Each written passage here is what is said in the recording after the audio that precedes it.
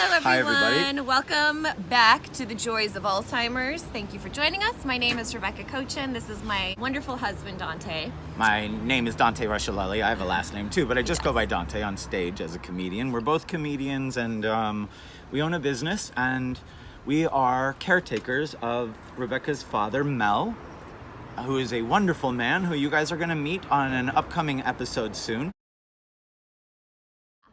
So today we wanted to talk about something. I'm on, as I've said before, I'm on different Facebook groups for caregivers of Alzheimer's, and a reoccurring theme that we hear all the time. What, are you looking at our dog? Yes, he's eating something. I think he's just eating grass. Poor guy, his tummy must hurt. All right, sorry. A reoccurring theme that we keep hearing is that people's families, their children, their even spouses, their siblings aren't helping them with being a caregiver for someone that has Alzheimer's, which is one of the hardest things anyone will ever do in their whole lives. So I wanted to share with you something that we learned. And first of all, like, we live in Los Angeles, and my brother is the only family that lives here, and he is helpful. But before, when Yes, he's very helpful. She and I have to go on the road, and he comes for the weekend or whatever.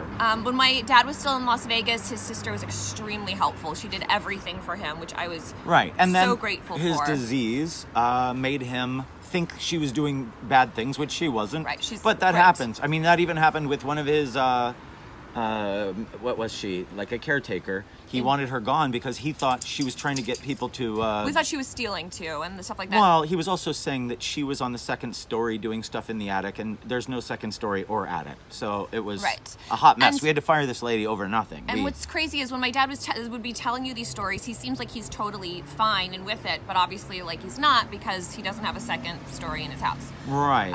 So something that you hear and something that we learned in our caregiver support group about, first of all, as hard as it is, you have to ask for help, right? So that's something that they say over and over. Right. The thing that happens is people who do offer the help get resentful of the people who are not helping, right?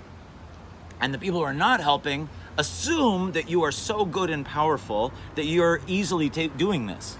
Right. And they feel like, oh, they don't need help. Well, and, you know, and on a second note, sometimes people don't want to be around someone that has Alzheimer's because they're, you know, whatever, which living is their not, own life, which is not cool. It's not cool, but at the same time, that's most people. Most people have a decision. Do I want to give over my life to take care of this person, or do I need to continue living my life? And some people have to make decisions. They have 5 kids and cannot physically do what we're doing. Right. So something that they say over and over again is you have to ask for help. Is hard, and it's not going to be an easy conversation to have, but they said to write out a letter and be like, look, I'm doing this really difficult thing. It's one of the most difficult things someone will ever do, is take care of someone with Alzheimer's. And if you could do like this small thing for me once a week, or, you know, like there's a million things you could ask for, small things you could ask for. And if they say no, then you know where they stand with everything, right? But the worst they're going to say is no. And it's already you probably are already resenting people for not helping you. So just ask for help. Really, you just have to ask for help. Yeah, I mean, that was the biggest thing that they did try to push on us in that class when it came to this subject. Instead of just resenting them for not offering, which is help. Everyone. That's everyone. Everyone resents them and goes, well, I shouldn't have to ask, right? That's what they all said in class. I shouldn't have to ask. It's their father too, or it's their mother too, or it's their sister too, right? Or it's their right, or it's their father, or it's their, whatever. Right. So, but everyone is different. Humanity is not. Everyone is different. And so if Rebekah takes on her father, maybe to other relatives that don't know them very well, they think, oh, well, Rebekah has a company in Los Angeles. She must be doing great. He must have 5 nurses working here. And they just go, they don't need our help. And that's just not how we live our lives. Right. It's like we said on the last episode, and I want to reiterate this so that people who are not caregivers can relate to this. We live Groundhog's Day every day. Every day it's the same thing. It's routine with this disease. They do the same things, right? Well, and they're supposed to have a routine. It's better for people with Alzheimer's to have. And it's better for us. Right. We have a business. We kind of need to know the routine. Right. But before my dad moved in with us, we were very loose with our time and what we would want to do. And now there really is. Well, that's not true. I mean, we're still running a business, but now we don't even have downtime. That's kind of the point. Right, exactly. He is our downtime. Right, and that's okay. And where I'm lucky that I have such an amazing husband, and we have a business that we run from home where this is even something that we can do, right? And we're both healthy, and we love each other, and we both love your dad. It's not like I've resented your dad for years, because that's something some people go through too. They didn't even like the parent they're taking care of, or their spouse hated I know, them. those people out there, I know there are so many caregivers out there that are taking care of their parent who that parent was not a good parent. And for those people, you are amazing. You are and an if your amazing parent person. is in a home or somewhere, You're that's still a okay caregiver. too. You're still a caregiver Yeah. even when the person is in a home. Right. Because it's not like you're constantly having to do things as well for that person. And everyone's situation is different. Something else that this great teacher, her name is Yael, told us over and over again in our caregiver class was that if you know one person with Alzheimer's, then you know one person with Alzheimer's, because every single person with Alzheimer's is completely different. And They so are. people like to say like, oh, well, my grandma had Alzheimer's, and so you should do this and that, and you need to make sure that this is happening, and it doesn't matter. Like, people are well-intentioned when they want to give you help, but every single case of Alzheimer's is different because all of our brains are completely different. Correct. So And our personalities are different. So Right. it's also the personality you go into it with. Like, her father was already a New Yorker. That's going to be a totally different Alzheimer's, Bronxy style than someone else's, maybe. Right, exactly. Every person is totally different. What may work and help one person with Alzheimer's is not going to help another person with Alzheimer's. So always keep that in mind. As well-intentioned as people may be to try to offer you their guidance and what they say is going to work, just be like, oh, thanks, I really appreciate it. And know And they are that- trying to help. They're not trying to, everyone wants to do something. They do feel bad. I feel bad for anyone I know. I have a cousin who's been taking care of my uncle in a hospital for a year. And I can't even believe he's the best human being I've ever heard of. And then I'm complaining that I have Mel here who is walking and talking and has his brain, you know what I mean? And My again- uncle can speak, but he's Right. in a hospital for a year. Right, it's horrific. And my cousin's been there every day. Right, his cousin's been there every single day, like after work, he goes every And he single day to the quit hospital. work for like 8 months. He took all of his sick leave that he saved up his whole life so Right. that he could just take care of him. And so many people do this.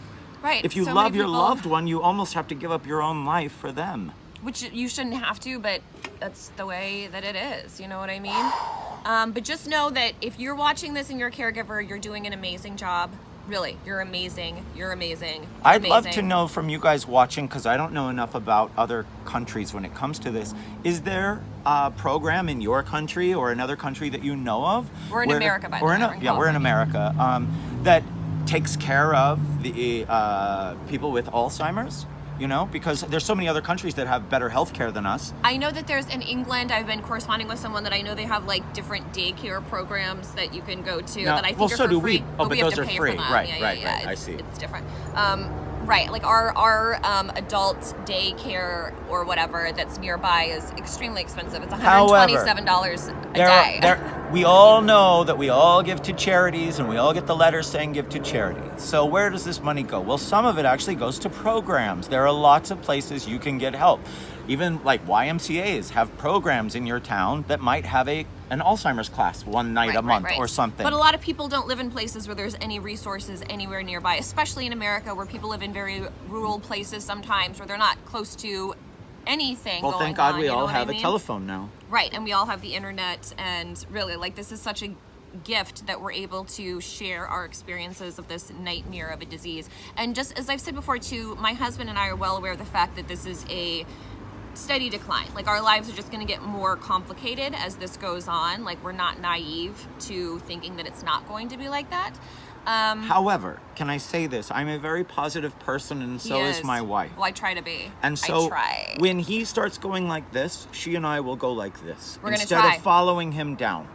I'm not going. I don't do that. I would rather bring us back up, and he'll be okay. We know he's in a decline, but we can't go with him. P.S. And the next episode we do, I'm going to talk about how yoga, mental health, self-care, all that stuff has become a very important part of our lives since we've started going through this, especially my life as someone that struggles with mental illness already. Breathing. I had to get on board with a lot of self-help, self-care regimens so I don't have a nervous breakdown while going through this.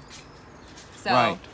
There you go. Our dogs are walking all over the place. Yeah, We'll so show if you see them. us looking around, they're cutie pies. They're adorable. But anyway, so ask for help. That's Ask what for this help. Ask that's for what help. this is That about. was the point. Ask for help, because the worst thing they're going to say is no, and you probably already resent them and are mad at them for not helping anyway. So in a very nice, respectful way, be like, look, I need help. And there's no shame in asking for help. And you're say going this. through the most difficult thing you're probably ever going to do, is taking care of someone with Why Alzheimer's. don't you say this? Say, look, I am struggling to take care of this person. If you have a weekend that you can come by and give me a break, or if you would let me go out for the night, or how about you start paying half of all of his expensive or her expensive? Right, which I know is Because- hard. I know anytime you have to bring up money, it's really, really, But if really, it's really your brother or hard. sister and that's your parents, you should ask. It shouldn't even. I know that my sister would say, "Well, I'm taking care of him. Can you cut? Ask for half?" Or what I would ask her. Whatever. I don't understand families that are too afraid to do this. It's Well, because every family dynamic is different. That's why people are in complicated families are complicated. They really, really are. But again, the worst thing they're going to say is no. And if they do say no, well, then there you go. Hey, You now know guess where they what? stand. Now, some of you don't have family, okay? But you know what you do have? Where are you watching us right now? YouTube? Are you watching us on Facebook, Instagram, somewhere? Well, guess what? That's a resource. Put it out there. Hi, I live in, Yeah. Redondo Beach, California. I would love a break for 2 hours to go to the beach. It's a beautiful day. Would anyone like to watch my father on the boardwalk? Or, Right. Something like this. Facebook groups. There's so many amazing Instagram accounts of caregivers with Alzheimer's that I have found a lot of comfort following. And there's And by the way, just in case you were like, "Well, that's weird. I don't want to leave a stranger with my Alzheimer's father." What are they going to do? Steal him? They're not keeping them. There's no market for them. obviously be safe. Yeah, of course don't be wanna safe. last But I'm just time, letting you know, it's not like there's some big ring of stealing Alzheimer's patients. Right. I mean, if some stranger offers to come help with your dad No, with I meant Alzheimer's, someone I mean, in your area, obviously, not just a random. Some random yay-hoot. Or that come over. from a Facebook group that's done this for other people or something like Right. that. Community. Find other people that you can talk to. I know, again. Henry, no. Henry. With the Facebook Alzheimer's group, I found a lot of comfort being able to see other people's, I find comfort being able to see other people's journey and what they're going through and hearing other comments and but also. Do you know you should pick the one or two things that upset you the most about being a caregiver and ask people to help you with those two things? Like if I could say what it is, for me it would be, I would love if there was someone here in the morning who could wake up with him because he gets up at random hours and wants breakfast immediately. And so if he wakes up at 6:30 in the morning, I'm doing this even if I had a show the night before at 3 and I get up and I'm smiley and how are you? And I have to go cook him a meal and fix his breakfast and coffee or tea or whatever it is. Which again, and he's great. He's way more patient than I am. But now I can't go back to bed. And now my day has started at 6 a.m. So if I could find someone to relieve me of that, oh boy, that would be something. But I don't want someone in my house at 6 in the morning. That's the problem. Right. And again, something to remember too, because we have to wrap this up sadly in a little bit, is that Because we have to go pick up her father. this isn't going to go on forever as for you. I mean, sadly, this is a terminal illness. You know what I mean? Like, this journey will have an end for the person that you're taking care of. It's not like it's going to go on for the rest of your life. So, A good friend of mine from high school wrote something to us about our last video saying that she's taking care of someone and she has something horrific herself. Like, she's the one who needs care and she's having to take care of someone because sadly, that's the America we live in, and hopefully things change. I lost my brother a few years ago. I know this is a different subject, but if we're talking about healthcare, he went to a hospital feeling like he had a heart attack coming on. When he and his girlfriend got there, he was fine. And he said, "I don't want to go in. We can't afford the bill." He went home and he died. That's the country we live in. In any other country, they would walk in and that bill would be taken care of, but not in America. And that's what is so sad, is that people who are sick are taking care of the right, sick. people can't afford help is really what it is. People can't afford help.